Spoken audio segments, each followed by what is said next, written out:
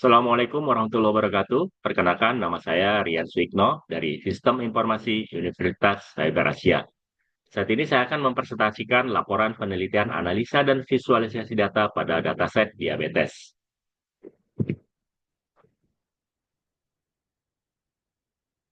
Latar belakang. Dalam era digital saat ini, analisis dan visualisasi data menjadi aspek yang sangat penting dalam pengambilan keputusan. Data yang diolah dengan baik dapat memberikan wawasan yang berharga yang mendukung keputusan yang lebih baik, efektif, dan efisien. Salah satu bidang yang sangat membutuhkan analisis data adalah kesehatan, khususnya dalam mendeteksi dan menganalisis penyakit kronis seperti diabetes. Dataset diabetes yang tersedia di Kaggle menyediakan informasi yang dapat digunakan untuk menganalisis faktor-faktor yang berkontribusi terhadap penyakit ini. Dengan menerapkan teknik analisis data dan visualisasi, kita dapat mengidentifikasi pola, tren, dan hubungan antar variabel yang dapat membantu tenaga medis dan peneliti dalam memahami lebih lanjut tentang diabetes. Dalam bidang sistem informasi, proyek ini sangat relevan karena menggabungkan pemrosesan data, analisis statistik, serta visualisasi untuk menyajikan hasil yang lebih mudah dipahami dan bermanfaat bagi pengambil keputusan. Dengan demikian, proyek ini dapat memberikan kontribusi nyata dalam pengolahan dan pemanfaatan data kesehatan. Tujuan penelitian. Yang pertama, menganalisis dataset diabetes yang diperoleh dari Kaggle untuk mengidentifikasi pola dan hubungan antar variabel yang mempengaruhi diabetes. Yang kedua, mengekstrak insight berbasis data yang dapat memberikan pemahaman lebih lanjut mengenai faktor risiko dan karakteristik pasien diabetes. Yang ketiga, menyajikan hasil analisis melalui visualisasi data agar lebih mudah dipahami oleh berbagai pihak termasuk peneliti dan tenaga kesehatan. Yang keempat, membantu dalam pengambilan keputusan dengan menyediakan informasi yang dapat digunakan untuk meningkatkan strategi pencegahan dan penanganan diabetes. Metode penelitian. Yang pertama, pemilihan dataset. Dataset yang digunakan dalam penelitian ini berasal dari TIMA Indian Diabetes Database yang tersedia di Kaggle, yaitu dengan websitenya yang ini, https://www.kaggle.com, dataset Hansialawas Watt 90 review data. Dataset ini terdiri dari 768 sampel dengan beberapa variabel utama, yaitu pregnancies, glukos, blood pressure, skin thickness, insulin, BMI, diabetes, pedigree function, age, dan outcome. Semua variabel dalam dataset ini memiliki tipe data numerik baik dalam bentuk INT64 maupun float 64. Variabel outcome berperan sebagai target dengan nilai binar 0, menunjukkan individu yang tidak menderita diabetes, sedangkan 1 menandakan individu yang terdiagnosis diabetes. Yang pertama, pembersihan data atau data cleaning. Pembersihan data merupakan langkah awal dalam analisis untuk memastikan kualitas dataset yang digunakan. Pada tahap ini dilakukan pengecekan nilai yang hilang atau missing values. Beberapa variabel dalam dataset seperti insulin dan skin thickness mungkin memiliki nilai yang hilang. Nilai-nilai ini akan ditangani dengan teknik imputasi seperti mean atau median. Identifikasi dan penanganan outlier. Outlier dapat mempengaruhi hasil analisis dan performa model.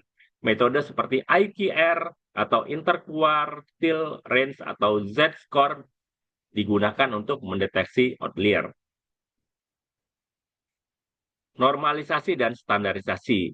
Untuk meningkatkan kinerja algoritma machine learning, variabel numerik seperti glukos, BMI, dan age dapat dinormalisasi atau distandarisasi. Yang kedua, eksplorasi data, exploratory data analysis atau EDA. EDA bertujuan untuk memahami karakteristik data sebelum melakukan pemodelan lebih lanjut.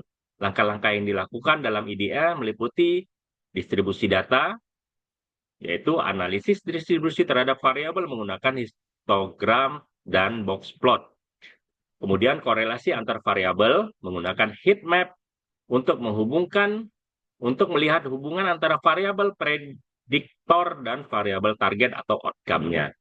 Kemudian analisis statistik deskriptif, yaitu menampilkan mean, median, standar deviasi, dan nilai minimum maksimum untuk setiap variabel. Yang ketiga, visualisasi data. Visualisasi data dilakukan untuk mendapatkan wawasan lebih dalam mengenai hubungan antar variabel. Beberapa teknik visualisasi yang digunakan meliputi histogram dan box plot, scatter plot, dan heat map. Kemudian yang keempat, interpretasi hasil. Setelah analisis eksploratif dan visualisasi data dilakukan, langkah selanjutnya adalah menafsirkan hasil yang diperoleh. Interpretasi ini mencakup pola yang ditentukan dalam distribusi variabel prediktor, kemudian faktor-faktor yang memiliki korelasi tinggi terhadap outcome, kemudian potensi tantangan yang muncul dalam pemodelan data berdasarkan hasil eksplorasi. Kemudian yang kelima adalah tools dan teknologi yang digunakan. Dalam penelitian ini, berbagai tools dan teknologi digunakan untuk mendukung proses analisis data. Python digunakan sebagai bahasa pemrograman utama dengan beberapa pustaka seperti Pandas untuk manipulasi data, Matplotlib, dan Seaborn untuk visualisasi data, kemudian Scikit-learn untuk pre-processing dan analisis lebih lanjut. Implementasinya, yang pertama eksplorasi dataset. Eksplorasi dataset dengan melakukan pengecekan statistik dasar yang sudah digunakan, yang sudah dilakukan di bawah ini. Berikut datanya. Kemudian melakukan cleaning data dengan melakukan pengecekan pada 3 hal, yaitu mengecek missing value, duplikat data, dan pengecekan outlier. Setelah melakukan pengecekan missing value, ditemukan bahwa tidak ada missing value pada dataset yang ada. Setelah itu dilakukan pengecekan terhadap duplikat datanya. Ternyata setelah melakukan duplikat data, tidak ditemukan juga duplikat data sehingga dilanjutkan dengan pengecekan outlier. Untuk melakukan pengecekan outlier dengan memvisualisasikan distribusi semua fitur yang ada. Berikut grafik distribusi data semua fitur. Dari grafik di atas, terdapat beberapa fitur yang mengalami outlier. Agar lebih jelasnya, saya akan menggunakan contoh di bawah ini, menghitung interquartile range atau IQR dengan mendeteksi outlier dalam data frame DF dengan menetapkan batas bawah dan atas, lalu menentukan jumlah outlier di setiap kolom. Ya, berikut identifikasi outliernya menggunakan metode IQR. Menunjukkan bahwa adanya beberapa outlier di variabel blood pressure, insulin, BMI, diabetes pedigree function, age, dan yang kemudian dihapus untuk mendapatkan data yang lebih bersih. Kemudian setelah dihapus, maka beberapa fitur yang outlier sudah bersih dari outlier. Berikut adalah visualisasi distribusi data setelah dilakukan cleaning outlier dengan menghapus beberapa data dari outlier. Yang kedua, visualisasi data. Histogram di bawah ini menunjukkan distribusi data yang tidak sepenuhnya normal pada beberapa variabel, namun sudah dilakukan cleaning data sehingga data lebih baik ya. Berikut data dari prognosis, glucose, blood pressure, skin thickness, insulin, BMI, diabetes pedigree function, age, dan outcome-nya.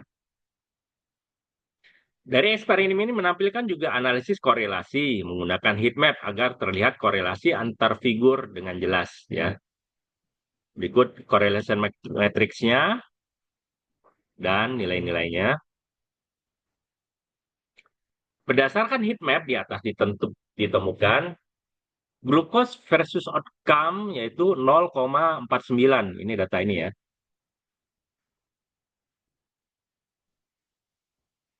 Korelasi tertinggi dengan outcome adalah glukos 0,49 menunjukkan bahwa kadar glukosa darah memiliki hubungan yang cukup kuat dengan kemungkinan diabetes. Kemudian BMI versus outcome 0,27. Ya, ini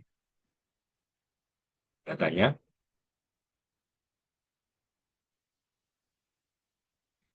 BMI memiliki korelasi positif dengan outcome menunjukkan bahwa indeks massa tubuh yang lebih tinggi berhubungan dengan risiko diabetes yang lebih tinggi.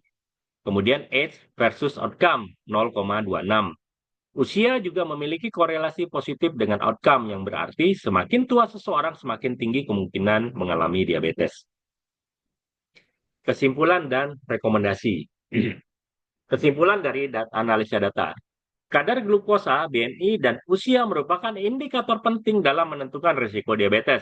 Dataset yang digunakan sudah cukup bersih tanpa adanya missing values dan duplikasi. Selain itu, outlier yang ditemukan telah ditangani menggunakan metode IQR, sehingga data lebih siap untuk dianalisis dengan akurasi yang lebih baik. Kelebihan dan kekurangan dalam implementasi.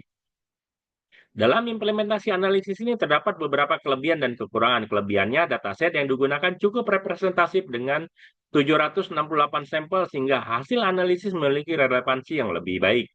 Selain itu, visualisasi dan analisis korelasi yang dilakukan memberikan wawasan yang jelas mengenai hubungan antar variabel. Namun, terdapat beberapa kekurangan yang perlu diperhatikan seperti adanya nilai nol yang tidak realistis pada beberapa variabel. Misalnya, blood pressure-nya 0, yang seharusnya perlu ditangani lebih lanjut. Selain itu, dataset ini belum mencakup faktor lain seperti pola makan dan aktivitas fisik yang juga memiliki pengaruh signifikan terhadap risiko diabetes. Saran dan pengembangan lebih lanjutnya yaitu untuk meningkatkan kualitas analisis dan akurasi model, beberapa pengembangan dapat dilakukan. Salah satunya adalah imputasi nilai nol pada fitur seperti blood pressure agar data lebih realistis dan tidak mengganggu hasil analisis. Selain itu, menambahkan dan menganalisis fitur tambahan seperti pola makan dan gaya hidup dapat memberikan wawasan lebih dalam terhadap faktor risiko diabetes sehingga meningkatkan keakuratan model prediksi.